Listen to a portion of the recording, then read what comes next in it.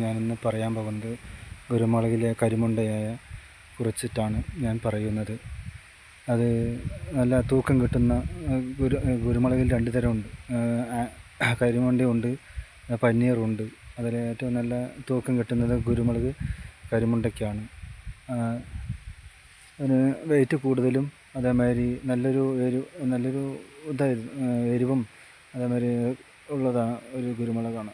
അതേപോലെ തന്നെ ചാണകവും അതേമാതിരി ആട്ടുംകാട്ടം, ചുണ്ണാമ്പ് പൊടിയും അതേമാതിരി പച്ചില വളം അതൊക്കെ കൊടുക്കും.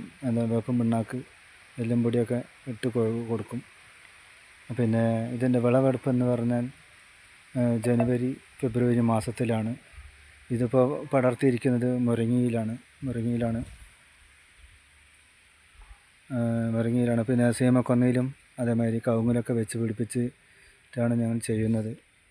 ഒരു 60 സെൻറ്റ് സ്ഥലത്തിലാണ് ഇതൊക്കെ. കവുങ്ങും കുരുമുളകും അടയ്ക്കും ഒക്കെ ജൈവ രീതിയിലാണ് ഞാൻ ചെയ്യുന്നത്.